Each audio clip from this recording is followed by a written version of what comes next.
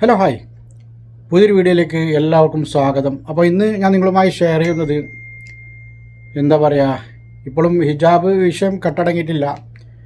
അപ്പോൾ ഇന്ന് ഒരു യുവ വൈദികന് അദ്ദേഹം ഒരു വീഡിയോ കാണാനിടയായി. അദ്ദേഹത്തിൻ്റെ നമുക്ക് ആദ്യം ആ വീഡിയോ കണ്ടിട്ട് നമുക്ക് അതിനെപ്പറ്റി ഒന്ന് രണ്ട് വാക്ക് സംസാരിക്കാം. ആദ്യം ആ വീഡിയോ ഒന്ന് കണ്ടുവരാം. നിങ്ങൾ എന്നെ കമ്മ്യൂണിസ്റ്റ് ആക്കി എന്ന് പറയുന്നത് പോലെ നിങ്ങൾ ഇവരെ BJP-ക്കാരാക്കി എന്ന് കേരളത്തിലെ ക്രൈസ്തവ സമൂഹത്തെ നോക്കി ഭാവി തലമുറ പറയുന്ന രീതിയിലേക്കാണ് ഇന്നത്തെ രാഷ്ട്രീയ സാഹചര്യങ്ങൾ നീങ്ങിക്കൊണ്ടിരിക്കുക എന്ന് വളരെ വിഷമത്തോടെ പറയാതെ വയ്യ. കാരണം മതേതരത്വം പ്രസംഗിക്കുന്ന കോൺഗ്രസ് നേതാക്കളും മതമേ ഇല്ലെന്ന് വിശ്വസിക്കുന്ന മാർക്സിസ്റ്റ് പാർട്ടിക്കാരും അതുപോലെ ചില കൺസർവേറ്റീവ് സോകോൾഡ് മുസ്ലിം സംഘടനകളുമൊക്കെ ക്രൈസ്തവ സ്ഥാപനങ്ങൾക്കെതിരെ നടത്തുന്ന, ക്രിസ്ത്യാനികൾക്കെതിരെ നടത്തുന്ന ഇതുപോലെയുള്ള കാര്യങ്ങൾ അവസാനം എത്തി നിൽക്കുക ഇതുപോലെ ഏതെങ്കിലും ഒരു അവസ്ഥയിലേക്കാണെന്ന് നമ്മൾ മറക്കരുത്.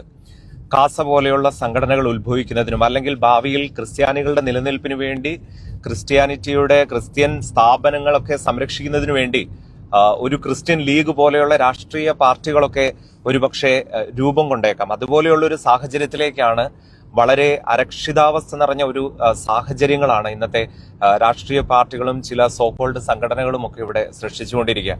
വളരെ സന്തോഷത്തോടെ ക്രിസ്ത്യാനികളും മുസ്ലിം സഹോദരങ്ങളും ഹൈന്ദവ സഹോദരങ്ങളും ഒക്കെ ജീവിക്കുന്ന, സാക്ഷരത പൂർണ്ണമായിട്ടുണ്ടെന്ന് നമ്മൾ വിശ്വസിക്കുന്ന കേരളത്തിൽ ഇന്ന് നടക്കുന്ന കാര്യങ്ങൾ കാണുമ്പോൾ വളരെയധികം സങ്കടം തോന്നും. കാരണം അതുപോലെയാണ് ചിലര് പ്രവർത്തിക്കുന്നത്.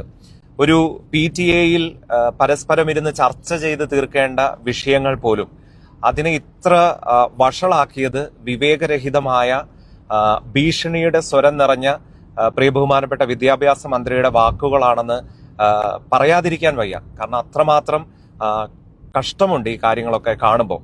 ക്രിസ്ത്യാനികളെ ചിതറിക്കാനായി ക്രിസ്തീയ ക്രിസ്ത്യാനികൾക്കെതിരെ പ്രശ്നങ്ങൾ ഉണ്ടാക്കുമ്പോൾ നിങ്ങൾ ചിന്തിക്കരുത് അവർ ചിതറിപ്പോവെന്ന്. സഭാചരിത്രം എടുത്തു നോക്കിയാൽ ക്രിസ്ത്യാനികൾ ഒന്നിച്ചതെല്ലാം ഒരു വിധത്തിൽ അല്ലെങ്കിൽ മറ്റൊരു വിധത്തിൽ സഭയ്ക്ക് പീഡനം ഉണ്ടായപ്പോഴാണ്.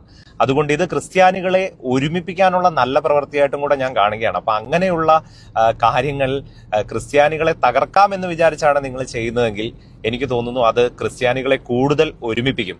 ഇവിടെ വേണ്ടത് ഒരുമയും സ്നേഹവും സന്തോഷവും നിറഞ്ഞ എല്ലാവരും ഒന്നു ചേർന്ന് ജീവിക്കുന്ന ഒരു കേരളമാണ്. അപ്പൊ അതുകൊണ്ട് അങ്ങനെയുള്ള ഒരു കേരളത്തെ പരസ്പരം സ്നേഹിച്ചും പരസ്പരം വിട്ടുകൊടുത്തുമൊക്കെ നമുക്ക് കെട്ടിപ്പടുക്കാം എന്നുള്ളതാണ് എനിക്ക് പറയാനുള്ളത്. അത് ലാഭം കൊയ്യുന്ന രാഷ്ട്രീയ പാർട്ടികൾ ഇങ്ങനെയുള്ള കാര്യങ്ങൾ കൂടി മനസ്സിൽ വെക്കണമെന്ന് കൃത്യമായിട്ട് ഓർമ്മിപ്പിക്കാനും കൂടി ഞാൻ ആഗ്രഹിക്കുകയാണ്.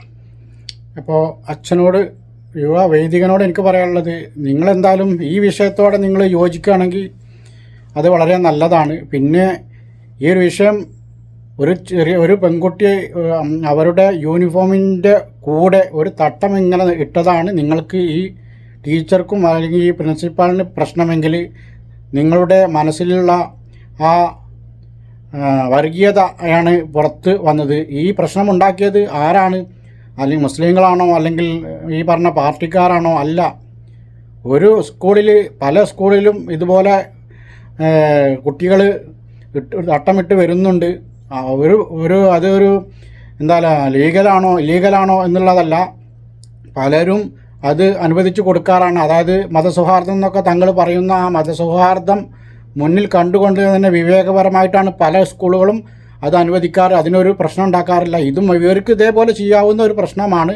അത് ഇത്രയും വഷളാക്കിയത് ഈ പ്രിൻസിപ്പാളും ഈ പറയുന്ന സംഘടനകളുമാണ്. അവർ BJP-യോട് ചേർന്ന് ഇത്തരം പ്രവണതകൾ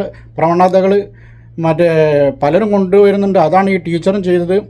ഇതിൽ ഒരു എന്താ പറയുക, ഒരു ദുരുദ്ദേശം ഈ ടീച്ചർക്കും ഈ സ്കൂളിനും ഉണ്ട് എന്ന് തന്നെയാണ് മുസ്ലിം മുസ്ലിങ്ങളും വിശ്വസിക്കുന്നത്.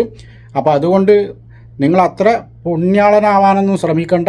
കേരളത്തെ തകർക്കുന്നത് നിങ്ങളൊക്കെ തന്നെയാണ് എന്നാണ് എൻ്റെ അഭിപ്രായം. അപ്പോൾ നിങ്ങളുടെ അഭിപ്രായം കമൻറ്റായി രേഖപ്പെടുത്തുക. എൻ്റെ ചാനൽ ആദ്യമായിട്ടാണ് കാണുന്നത്, ചാനൽ സബ്സ്ക്രൈബ് ചെയ്തൊക്കെ ഷെയർ ചെയ്യുക, ലൈക്ക് അടിക്കുക. പുതിയൊരു വീഡിയോയുമായി വീണ്ടും കാണാം. Bye.